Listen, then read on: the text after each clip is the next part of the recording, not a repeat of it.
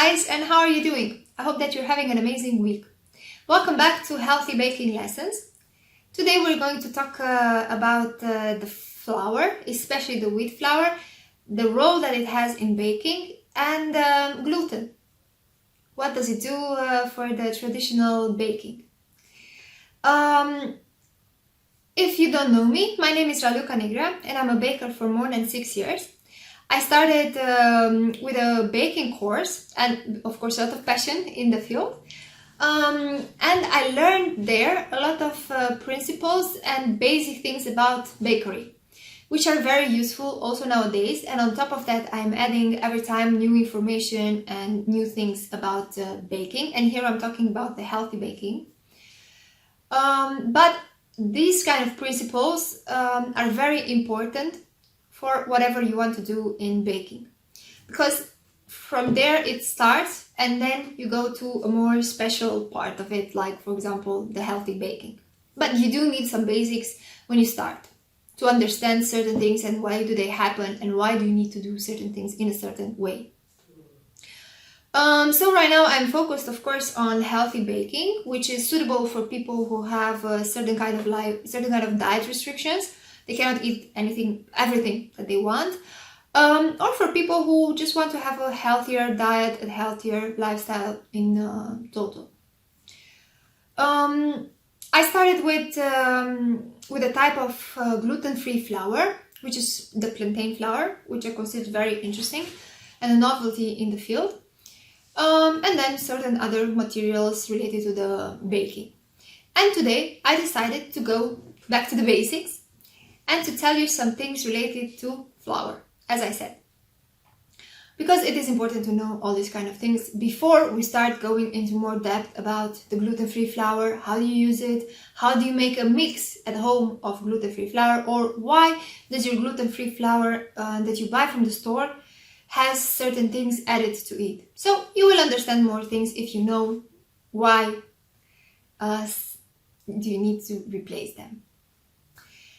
So the wheat flour, which we're talking about today, helps in baking to create a structure. When the proteins that are in the wheat are hydrated, they interact with one with each other, and like that they create the gluten. So flour you can share in two categories. You have the whole wheat flour and you have the white flour. The white flour, it can be shared in two categories as well. You have the chemically whitened flour, or you have the naturally unwhitened flour, if I should call them like that. They do have a difference in color. The chemically whitened flour, of course, is treated with chemicals, as you can notice from the name.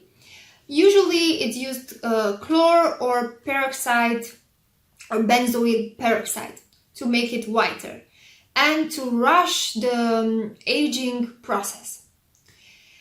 Besides the color that you get after this process, which is a very bright white, this process creates as well a softer texture.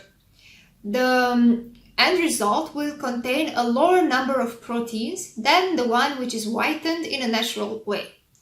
So this kind of flour is more suitable to softer products in the end.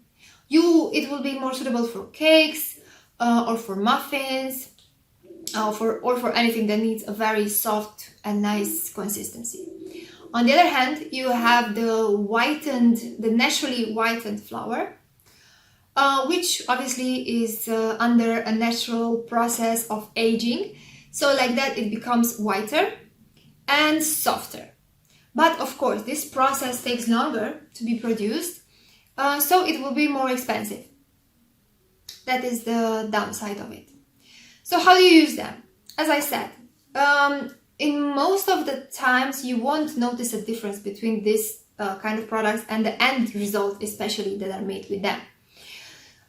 Some traditional bakers consider that the naturally whitened flour should be used for products like bread, for example, and the chemically whitened flour should be used for more delicate products as muffins, cakes, or pastry. And now just to tell you a little bit about gluten, because I'm pretty sure you heard about it and the intolerance and many other things related to it. Maybe you have a problem, or you know people who have a problem related to the gluten intolerance.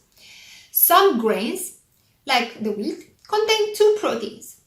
When these proteins absorb the water, they form an elastic network called gluten. When the dough is mixed well, these connections become stronger and more elastic. Gluten is the one that gives structure to the traditional products. When a dough is baked, the gluten network, they stretch to incorporate more the gases, which will help in the end the dough to grow in the oven. All this process happens there. To control the forming of the gluten is a fundamental principle in baking. If you will use the flour which has a low content of proteins, for example the one that you use for cakes, this kind of flour functions very well and goes very well with recipes in which you want to keep the developing of gluten at a minimum. The flour which has a big content of proteins, like the one that you use for bread especially, functions very well for the products which need a very good and a very strong gluten network. So, how does it influence the mixing, the formation of the gluten? There are two methods to incorporate the ingredients. The first method is to incorporate the content very, very slow and to mix it very little. You don't need to mix it too much. The second method, you mix the flour first with the grease that you use in the recipe. That can be, for example, butter or oil, which protects the proteins not to absorb too much water, and like that it limits the formation of gluten. And as well, you mix it very little, not too much.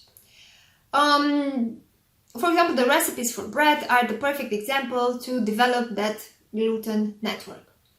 When you mix it a longer time, it will serve to construct and to alienate the gluten. That is one of the examples.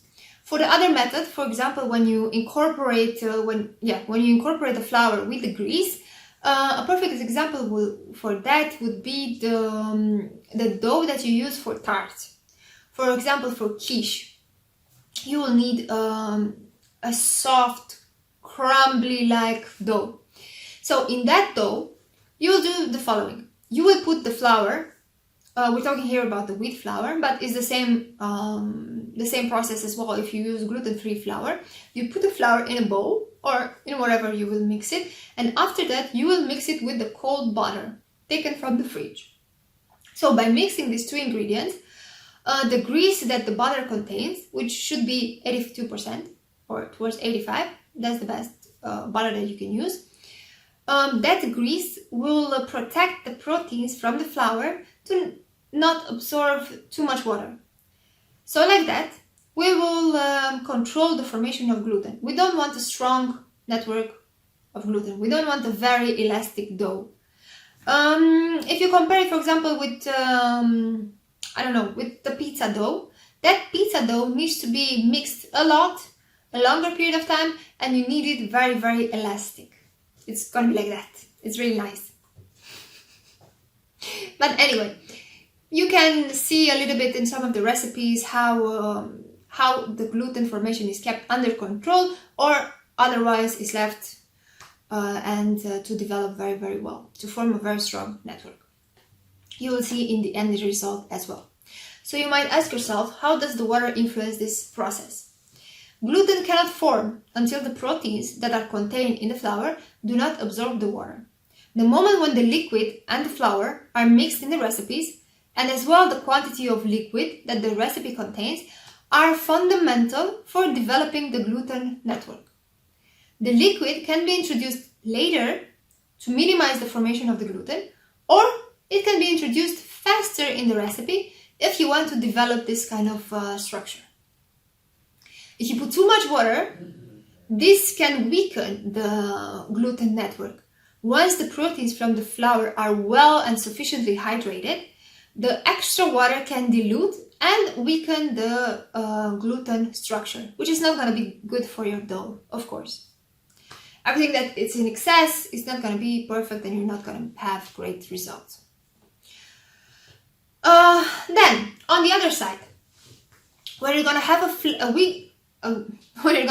a gluten-free flour, you're not going to have the gluten anymore. So if we're talking about the almond flour, the coconut flour, or the rice flour, they do not have the gluten anymore. And the gluten, as I told you, it helps to create a structure and to have an elastic dough. So what do you do? Because this kind of flours do not have the gluten anymore. They won't do this. They won't have the same effect. Then you need to recreate the effect that the gluten has with other type of ingredients. So either if you choose to make your own mix of flour, or if you use an already made mix and you buy it from the store, you will see that you will need more ingredients than one. For example, either you make the mix or you buy it from the store, as I said, it's the same thing. You will need the following things. You will need 1 or 2 types of gluten-free flour. It can be a more softer one like the almond, coconut, soya, or other types of flour, because you can mix these two together, or one that is more rich in fibers. You can use rice flour combined with almond flour, for example. But besides the type of flour that you will use, or the types, if you use 2, you will need a starch. Minimum 1 starch or even 2 types of starch.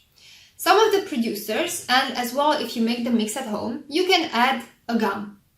You can add xanthan gum, guar gum, or there are other types of gums as well, but these 2 are the most common. You will need a starch as well to tighten up the dough and to create a structure, and you will need the gum in order to have a more elastic dough. Unfortunately, the wheat flour has all, but is not that healthy in the end, especially the one which doesn't have too many nutrients anymore, and does create the intolerance to gluten.